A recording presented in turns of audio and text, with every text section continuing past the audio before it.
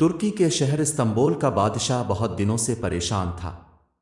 یوں تو ہر طرف خوشحالی کا دور تھا، مگر بادشاہ کی پریشانی کی وجہ اس کی اکلوتی بیٹی شہزادی ثنا تھی۔ ہر باپ کی طرح بادشاہ بھی اپنی بیٹی کی شادی کر کے اپنے فرض سے دوش ہونا چاہتا تھا، لیکن شہزادی ثنا نے بھی عجیب اعلان کر رکھا تھا کہ جو شخص اس کے سوالوں کے درست جواب دے گا وہ اسی سے شادی کرے گی۔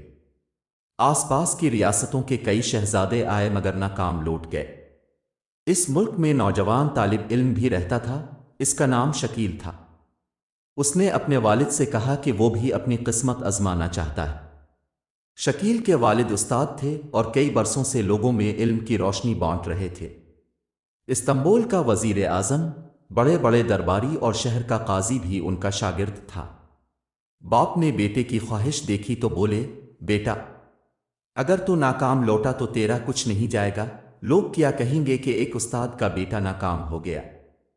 شکیل اپنے باپ سے کہنے لگا، بابا، بڑے بڑے شہزادے ناکام لوٹ گئے، اگر میں بھی ناکام ہو گیا تو کیا ہوا؟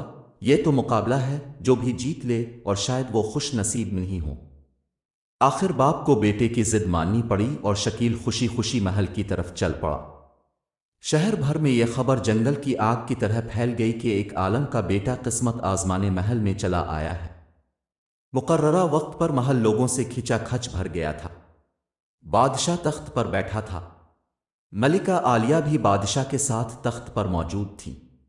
وزیر، امیر، درباری اور عوام الناس سب دربار میں موجود تھے۔ آخر شہزادی نے اپنا پہلا سوال کر ڈالا۔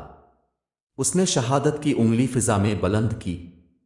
شکیل نے کچھ دیر توقف کیا اور پھر شہادت والی انگلی کے ساتھ والی انگلی بھی فضا میں بلند کی۔ یہ دیکھ کر شہزادی مسکرا اٹھی اور اس نے اپنی والدہ کی طرف مسکرا کر دیکھا۔ ملکہ عالیہ بولی، شاباش نوجوان، تم نے پہلا مرحلہ کامیابی سے طے کر لیا ہے۔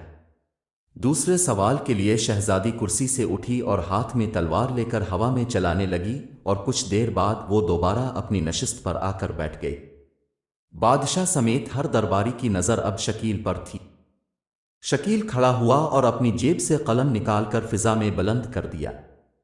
شاباش اے نوجوان، ہم خوش ہوئے، یہ جواب بھی درست ہے۔ ملکہ عالیہ کی آواز دربار میں بلند ہوئی۔ بادشاہ سمیت دربار میں موجود سب لوگوں نے پہلے تو بہت حیرت سے ادھر ادھر دیکھا اور پھر اچانک دربار مبارک ہو کی آوازوں سے گونج اٹھا۔ 2 سوالات کیا تھے؟ ان کے جوابات کیا تھے؟ اب ہر شخص اس پر غور کر رہا تھا کہ شہزادی نے کیا پوچھا اور شکیل نے کیا جواب دیا۔ لوگوں کے لیے ابھی تک یہ ایک راز تھا۔ آخر شہزادی نے تیسرا سوال کر ڈالا۔ وہ تیزی سے سیڑھیاں اتری اور تیزی سے سیڑھیاں چڑھ کر دوبارہ اپنی نشست پر بیٹھ گئی۔ یہ بڑا عجیب و غریب سوال تھا۔ ہر طرف خاموشی تھی۔ لوگوں کی سانسیں رکی ہوئی تھیں اور سب ایک دوسرے کو حیرت سے دیکھ رہے تھے۔ اب تو شکیل کے ہاتھ پاؤں بھی ٹھنڈے ہوئے جا رہے تھے۔ آخر شکیل کھڑا ہوا اور اپنے دل پر ہاتھ رکھ کر شہزادی کی طرف دیکھنے لگا۔ مرحبا، مرحبا، اے نوجوان، مبارک ہو، شہزادی نے تمہیں پسند کر لیا ہے۔ ملکہ عالیہ کی آواز کے ساتھ ہی شہزادی ثنا شرما کر محل کے اندرونی حصے میں چلی گئی اور محل مبارکباد کی آواز سے گونج اٹھا۔ لوگ خوشی سے جھوم رہے تھے اور ساتھ ہی ساتھ اس ساری صورتحال پر حیرانگی کا اظہار بھی کر رہے تھے۔ اور شکیل دل ہی دل میں اللہ کا شکر ادا کر رہا تھا جس نے اسے یہ اعزاز بخشا تھا۔ بادشاہ نے شکیل سے پوچھا، اے نوجوان، ملکہ عالیہ کو تو تم نے مطمئن کر دیا، اب وہ تینوں سوالات بتاؤ جو تم سے کیا پوچھا گئے تھے اور تم نے کیا جواب دیا۔ اگر تم نے ایک بھی غلط جواب دیا تو تمہاری گردن کاٹ دی جائے گی۔ شکیل پر اعتماد انداز میں کھڑا ہوا اور بولا، بادشاہ سلامت۔ شہزادی نے ایک انگلی کھڑی کر کے پوچھا تھا کہ تم کیا اللہ کو ایک مانتے ہو؟